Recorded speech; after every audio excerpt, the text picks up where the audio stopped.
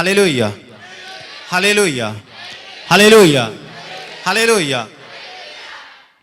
सो आज हम एक वचन देखते हैं परमेश्वर का कि आपकी आशीष आने में देरी का कोई कारण तो नहीं है। आज जो हम लोग परमेश्वर के वचन में देखते हैं, आपकी आशीष आने में देरी के कहीं ये 3 कारण तो नहीं है जो अभी मैं बताने वाला हूं। सो आपके आशीष में देरी आने के ये 3 कारण तो नहीं है जो मैं आपको बताना चाहता हूं। आप ध्यान से परमेश्वर के वचन को सुनिएगा। न्यायों 6 अध्याय और 13 वचन। गिदोन ने उससे कहा, हे मेरे प्रभु, विनती सुन। यदि यहोवा परमेश्वर हमारे संग होता तो हम पर यह सब विपत्ति क्यों पड़ती? और जो आश्चर्य कर्म हमारे पूर्वजों के समय किए थे वो सब कहां रहे? परमेश्वर के लोगों, हो सकता है कि आपके जीवन में आशीष आने में देरी हो रही है। खास करके मसीह लोगों की बात कर रहा हूं। अगर आपके जीवन में आशीष आने में देरी हो रही है तो आप जरा सोचें कि क्या कारण है, किसके कारण, किस बात के कारण आशीष आने में देरी हो रही है। गिदोन निराश हो चुका था और वो कह रहा है, अगर परमेश्वर हमारे संग होता तो ये विपत्ति हम पर क्यों पड़ती, ये संकट हम पर क्यों आता। आप लोग जो मसीह लोग हैं, आप लोग जो मसीह लोग हैं, परमेश्वर के लोग हैं, बहुत बार आप भी ऐसा सोचने लग जाते हैं भी अगर परमेश्वर हमारे साथ होता तो ये हमारे ऊपर बीमारी क्यों आती, अगर परमेश्वर हमारे संग होता तो हम पर असफलता क्यों आ जाती, अगर परमेश्वर हमारे संग होता तो मुकदमेबाजी क्यों हम पर आ गई, अगर परमेश्वर हमारे संग होता तो ये संकट हमारे ऊपर क्यों आ गया, अगर परमेश्वर हमारे संग है तो ये मुश्किल क्यों हमारे ऊपर आ गई, या गरीबी या भूखमरी क्यों आ गई ना, दुश्मनों से हम क्यों हार रहे हैं, पशुओं की खेती की क्यों बर्बादी हो रही है। परमेश्वर के लोगों, अक्सर ही मसीह लोग ऐसा विचार करने लग जाते हैं, सोचने लग जाते हैं।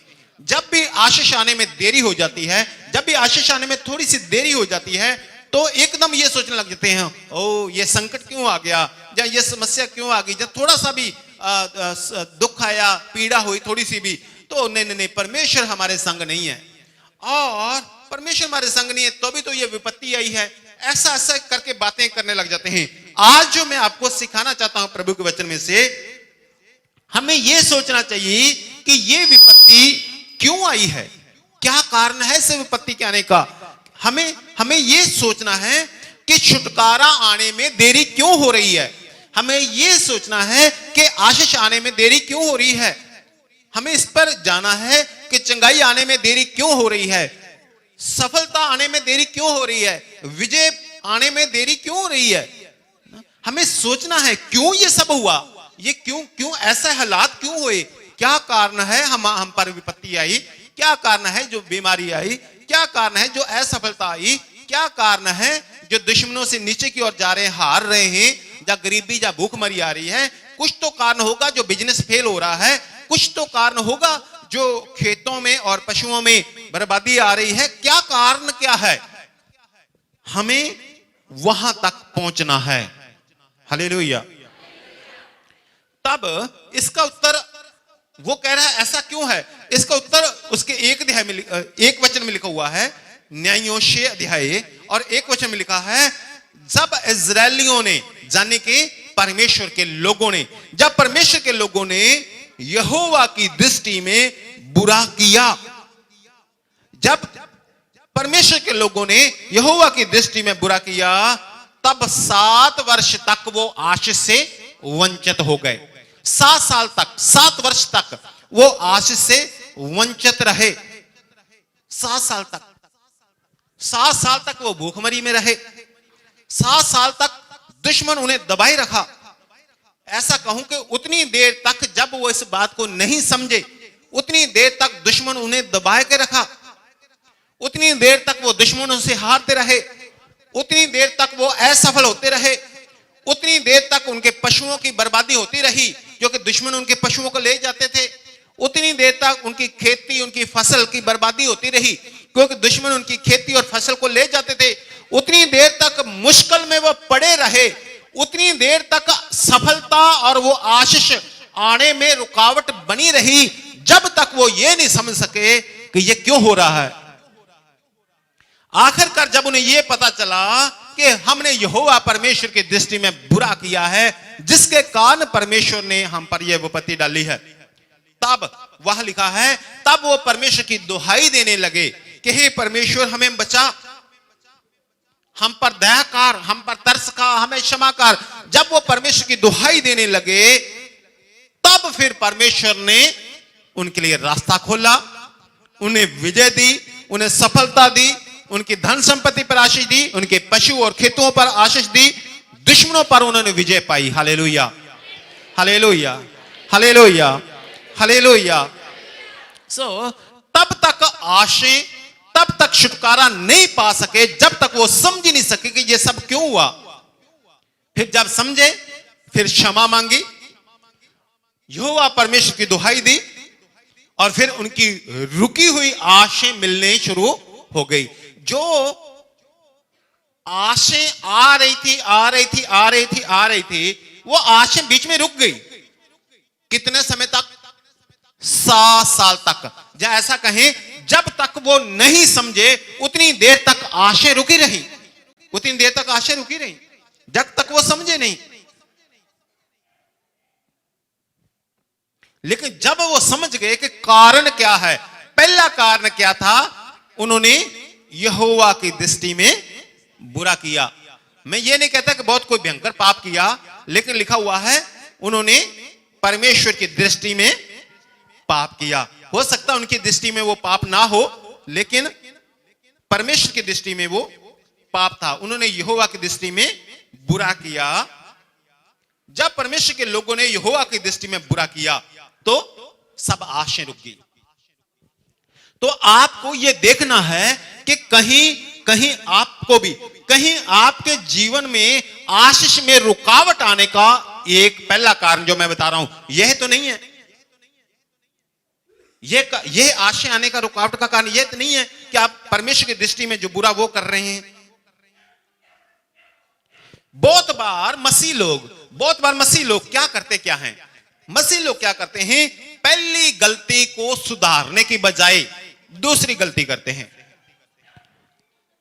और दूसरी गलती शुरू कर देते हैं। कौन सी? बुड़बड़ाना, कुड़कड़ाना, ताने मेने देना। क्या शुरू करते हैं? बुड़बड़ाना, कुड़कड़ाना, ताने मेने देना। और ऐसा करने से उनकी जो आशें रुकी हुई होती हैं वो रुकी रहती हैं। उनकी आशें रुकी रहती हैं, आशें नहीं आती। उसका पहले कारण ढूंढने के बजाय वो दूसरी गलती और कर देते हैं, बुड़बड़ा कर। और फिर आशीष आने में, छुटकारा आने में, चंगाई मिलने में, सफलता मिलने में, दुश्मन पर विजय पाने में क्या हो जाता है? और भी देरी हो जाती है, और भी देरी हो जाती है। जब आप पढ़ते हैं गिनती 14 अध्याय, उसका 26 वचन से लेकर 34 वचन तक आप पढ़ सकते हैं।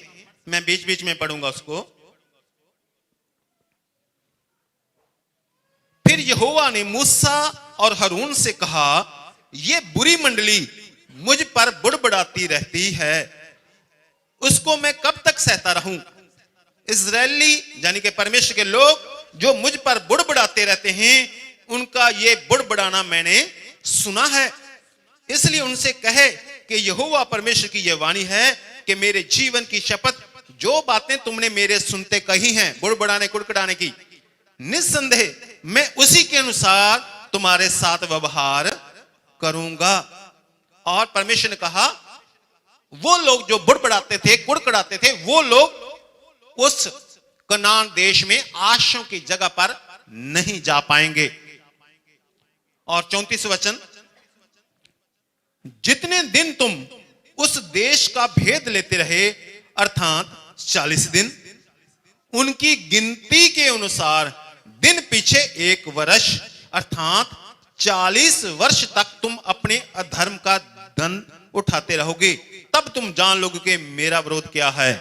Hallelujah, hallelujah. क्या हो रहा है? परमेश्वर ने कहा तो ठीक है, जब तुम बुड़बुड़ाते हो, कुड़कुड़ाते हो, तो ताने मैंने मुझे देने लग जाते हो, ये नहीं किया परमेश्वर ने, ऐसा नहीं किया परमेश्वर ने, वो नहीं किया परमेश्वर ने, ऐसा नहीं किया परमेश्वर ने, ऐसा नहीं किया परमेश्वर ने, ये नहीं किया, हाय हमें दुश्मनों के वश में कर दिया, गरीबी में हम आ गए, भूखमरी में आ गए, सफलता नहीं मिल रही, हमारा काम नहीं चल रहा, हमारा बिजनेस नहीं बढ़ रहा है, हमारा ये हो गया, हमारा ये हो गया, परमेश्वर ध्यान नहीं देते, ये है वो है, बुड़बुड़ाते कुड़कुड़ाते। आपको पता, आप कुड़कुड़ाते हैं जैसे भी। तो जैसे यहां पर ये लोग कुड़कुड़ाए, उसी समय परमेश्वर ने कहा कि मैंने इनका बुड़बुड़ाना और कुड़कुड़ाना सुना है। आप ये दूसरी गलती मत कीजिए, पहली का कारण ढूंढिए भी ये क्यों ऐसा हो रहा है, और दूसरी गलती कभी मत कीजिए जो मसीह लोग अक्सर करते हैं और परमेश्वर को पसंद नहीं है।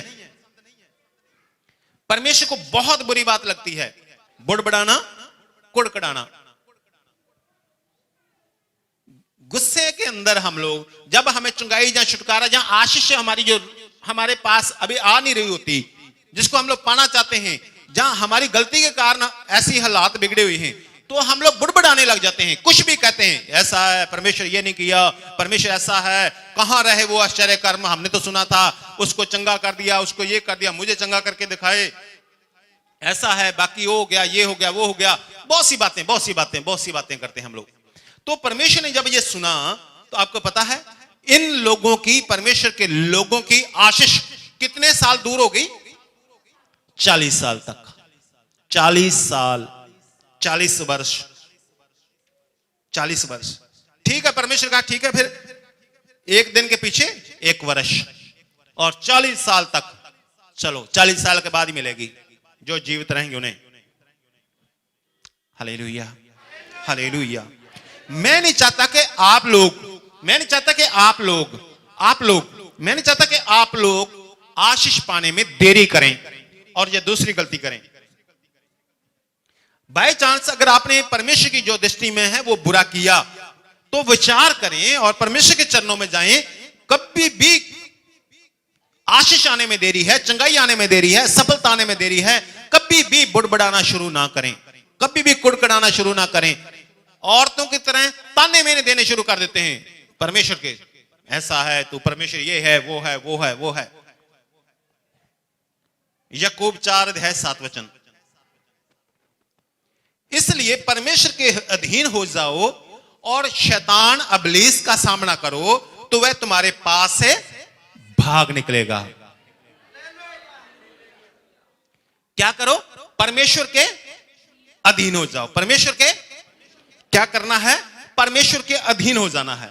परमेश्वर के अधीन हो जाओ और किसका सामना करो? शैतान अबलीस का। अबलीस का सामना करो, मूल भाषा में अबलीस लिखा है। शैतान का सामना करो तो वो तुम्हारे सामने से भाग जाएगा। कौन? शैतान। और अक्सर मसीह लोग जो हैं वो उल्टा करते हैं। आप लोगों की बात कर रहा हूं, उल्टा करते हैं। क्या करते हैं उल्टा? परमेश्वर का सामना करते हैं और शैतान के अधीन हो जाते हैं। यानी कि सामना किसका करना है? शैतान का सामना करना है। शैतान का सामना करना है। शैतान का सामना करने के बजाय किसका सामना करते हैं? परमेश्वर का। तूने ये नहीं किया, तूने ऐसा नहीं किया, तूने ऐसा नहीं किया, ये है, वो है, ये है, वो है, बहुत सी बातें। वचन यह कहता है परमेश्वर के अधीन हो जाओ और शैतान का सामना करो तो शैतान भाग जाएगा। उल्टा करते हैं, परमेश्वर के अधीन नहीं होते, शैतान के अधीन हो जाते हैं और परमेश्वर का सामना करते हैं। जब आप परमेश्वर का सामना कर रहे हो तो इसका मतलब आप शैतान के अधीन हो, और शैतान तुम्हारे पास से भागेगा नहीं। तुम परमेश्वर से भाग रहे हो, तुम परमेश्वर से दूर हो रहे हो। परमेश्वर से दूर होने का मतलब शैतान के पास होना है। परमेश्वर के दूर होने का मतलब शैतान के पास। एक वचन हम लोग देखते हैं अय्यूब की पुस्तक 9 अध्याय, उसका 4 वचन, फिर 14 और 15 वचन।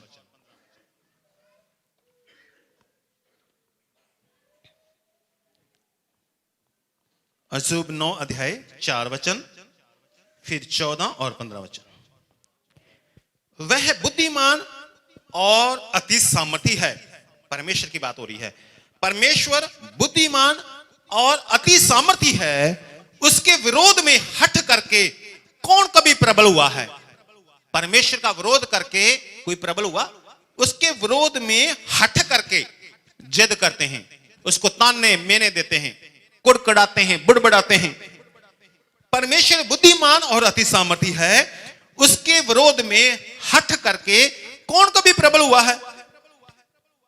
फिर मैं क्या हूं जो उसे उत्तर दूं और बातें छांट छांट कर उससे विवाद करूं? आप कौन हैं जो बातें छांट छांट कर परमेश्वर से विवाद करें? तूने तो ऐसा नहीं किया, तूने तो यह नहीं किया, तूने ऐसा है, ये है, वो है, बहुत सी बातें जो भी आप कहते हैं। चाहे मैं निर्दोष भी होता तो भी उसको उत्तर नहीं दे सकता। मैं अपने मुद्दई से गिड़गिड़ा कर ही विनती कर सकता हूं। जो यानी कि अगर आपका मुकदमा परमेश्वर के साथ है, आप परमेश्वर के विरुद्ध बुड़बुड़ा रहे हैं, तो क्या हो सकता है? वो कहता है मैं अपने मुद्दई से गिड़गिड़ा कर ही विनती कर सकता हूं, गिड़गिड़ा कर विनती ही कर सकता हूं। तो आप पहली गलती ना करें, जो यहोवा की दृष्टि में बुरा, उसे ना करें। बाय चांस ऐसी स्थिति हो जाती है तो कभी भी दूसरी गलती ना करें, वो है बुड़बुड़ाना, कुड़कुड़ाना, परमेश्वर का सामना करना।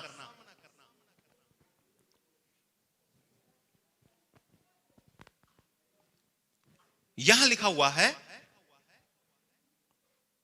मैं अपने मुद्दई से, यहां परमेश्वर की बात हो रही है, मैं अपने परमेश्वर से गिड़गिड़ाकर ही विनती कर सकता हूं।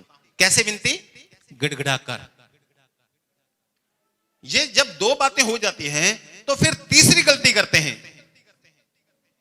आपने पहली गलती की और आप थोड़ा सा आशाओं से दूरी होगी, आशाओं से वंचित हो गए, आशीष आने में देरी हो रही है। फिर आपने दूसरी गलती कर दी, कुड़कुड़ाने लग गए, बुड़बुड़ाने लग गए, और फिर और देरी हो गई, और फिर आप और गलती करते हैं। तीसरी गलती कौन सी? अपने धर्म के काम पर भरोसा करते हैं, फिर धर्म के काम गिनाने लग जाते हैं, परमेश्वर को सुनाने लग जाते हैं परमेश्वर को। मुझे भी कई लोग कहेंगे आकर, मेरे जितना तो कोई भी विश्वास नहीं करता, मैं तो बहुत विश्वास करता हूं, बहुत विश्वास करता हूं, पता नहीं फिर भी ये ऐसा क्यों हो रहा है। बहुत कहते हैं मैं तो बहुत विश्वास करता हूं। मुझे कई आकर कहेंगे मैं तो बहुत प्रार्थना करता हूं, मैं तो कई औरतें कहेंगी मैं तो दिन और रात प्रार्थना करती रहती हूं, मैं तो दिन में 24 घंटे प्रार्थना करता हूं। मैं फिर पूछ लेता हूं आप सोते कब हो? मैं तो प्रार्थना करता हूं। और जाने के उस तय तक जाने के लिए, उस जड़ तक जाने के बजाय कुड़कुड़ाना, बुड़बुड़ाना दूसरी गलती, और तीसरी गलती मैं तो बहुत प्रार्थना करता हूं, मुझे तो बहुत विश्वास है। जब थोड़े दिन के बाद पता चलता है वो तांत्रिक के पास घूम रहे होते हैं, हम पता है कहां आए नहीं, तांत्रिक के पास गए हुए हैं वो। तो मैं तो बहुत विश्वास करता हूं, मैं बहुत दशमांश देता हूं, और फिर हे परमेश्वर ये सब काम मेरे कर देना, क्यों आपने आशीष को रोक रखा है? देखो मेरी प्रार्थना, मैं ऐसा ऐसा ऐसा ऐसा ऐसा सब कुछ। दानियल 9 अध्याय 18 वचन।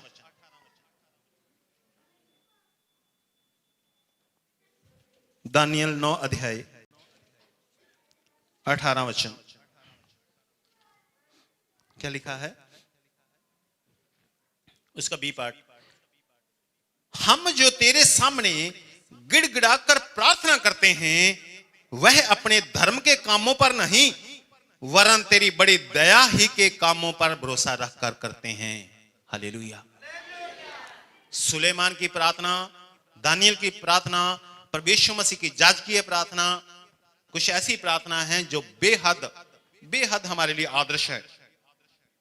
दानियल के बारे में आप जानते ही हो, और दानियल ये प्रार्थना कर रहा है, हम जो तेरे सामने गिड़गिड़ाकर प्रार्थना करते हैं। कैसे प्रार्थना? गिड़गिड़ाकर। ये नहीं मैंने तो ये किया, मैं तो ये किया, मैं इतनी प्रार्थना की, मैं इतना व्रत रखा, मैं तो प्रार्थना करता हूं, दशमांश निकालता हूं, मैं ये करता हूं, मैं वो करता हूं, परमेश्वर तूने ये नहीं किया, वो नहीं किया, ऐसा नहीं किया, ऐसा नहीं किया, ऐसा नहीं किया। हम जो तेरे सामने गिड़गिड़ा कर प्रार्थना करते हैं वे अपने धर्म के कामों पर नहीं वरन तेरी बड़ी दया ही के कामों पर भरोसा रखकर करते हैं। हालेलुया। जब हम प्रार्थना करते हैं, जब आप प्रार्थना करें तो परमेश्वर की दया के ऊपर भरोसा रखकर करें कि परमेश्वर जी आपकी दया की जरूरत है। ठीक है, आप हो सकता आप अच्छे विश्वासी हो, अपनी भेंटें परमेश्वर को अर्पण करने वाले हैं और सब कुछ आप प्रभु के लिए करते हो, लेकिन आप अपने कर्म, अपने धर्म के कामों पर भरोसा रखकर ना तो आपका कभी उद्धार हो सकता है, आपके धर्म के कामों पर भरोसा रखकर ना तो कभी पवित्र आत्मा पा सकते हैं, ना ही कभी स्वर्ग पा सकते हैं, ना ही कभी आशीष पा सकते हैं। इस बात को हमेशा याद रखिए। तो फिर ये तीनों गलतियां करते हैं तो क्या करें? असल में रुकावट कैसे दूर होनी थी? शुरू में दूर हो जाती, कैसे दूर होनी थी? अय्यूब 34 अध्याय में लिखा हुआ है 31 और 32 वचन। अय्यूब 34 अध्याय 31 और 32 वचन। क्या किसी ने कभी परमेश्वर से कहा मैंने दंड सहा, अब मैं भविष्य में बुराई ना करूंगा? कभी किसी ने कहा बस जी अब तो बहुत सजा भुगत ली, अब तो बड़ी आशीष से वंचित रह गया, अब तो मैं दुश्मन के अधीन हूं। लेकिन यहां पर इजरायलियों ने न्यायों में कहा कि हम पर दया कर प्रभु जी। उन्होंने दुहाई दी और परमेश्वर ने उनकी सुनी और 7 साल बाद उन्हें छुड़ा लिया। अगर वो नहीं दुहाई देते तो 8 साल हो सकते थे, 9 साल हो सकते थे। अगर वो जड़ नहीं पहचानते तो और लंबा समय हो सकता था, लेकिन वो समझ गए कि कारण क्या है और वो छुड़ाए गए। क्या किसी ने कभी परमेश्वर से कहा मैंने दंड सहा, अब मैं भविष्य में बुराई ना करूंगा? जो कुछ मुझे नहीं सूझता वह तो मुझे सिखा दे, और यदि मैंने टेढ़ा काम किया है तो भविष्य में वैसा ना करूंगा। कभी किसी ने कहा प्रभु जी बस जो कुछ हो गया हो गया, अब मैं सीधा चलूंगा सिधाई के साथ और चलूंगी सिधाई के साथ, अब मैंने दंड सह लिया, इतने साल हो गए मैं आशीषों से वंचित रह गया, बस इतनी सी तो बात थी। लेकिन फिर कुड़कुड़ाना शुरू हुआ, फिर अपने धर्म पर भरोसा रखकर धर्म के कामों पर परमेश्वर से बुड़बुड़ाना शुरू हुआ, ऐसा नहीं ऐसा नहीं ऐसा नहीं ऐसा नहीं। इस्राएलियों ने जब क्षमा मांगी, दुहाई दी परमेश्वर की और परमेश्वर ने उनकी सुन ली। एक बात और है, हो सकता है आपने यहोवा की दृष्टि में जो बुरा है वो ना किया हो और परीक्षा के कारण आप पर, आपने पहली गलती नहीं की, आप पर परीक्षा आई और परीक्षा के कारण आपके आशय लेट हुए, तो फिर वो लोग भी दूसरी गलती भी करते हैं और तीसरी गलती भी करते हैं। आप तह तक जाएं और प्रभु से कहें मैंने दंड सहा, अब मैं भविष्य में बुराई ना करूंगा। जो कुछ मुझे नहीं सूझता वह तो मुझे सिखा दे, और यदि मैंने टेढ़ा काम किया है तो भविष्य में वैसा ना करूंगा। हालेलुया। तो आप अपने जीवन में देखें, आपकी आशीष आने में देरी के ये 3 कारण तो नहीं है। अगर हैं तो आज क्षमा मांगे ताकि आपकी रुकी हुई आशीष शुरू हो जाए।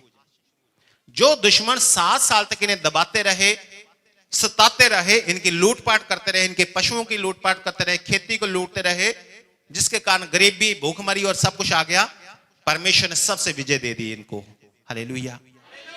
लेकिन जब ये बात को समझे और दुहाई देनी शुरू की, तो अभी मैं आपको समय देता हूं, आप परमेश्वर के सन्मुख अपना सिर झुकाएं और दानियल की तरह प्रार्थना करें, अपने धर्म के कामों पर भरोसा रखकर नहीं बल्कि परमेश्वर के अनुग्रह पर भरोसा रख के, ताकि जो आपकी जो आशाएं रुकी हुई हैं वो शुरू हो सकें।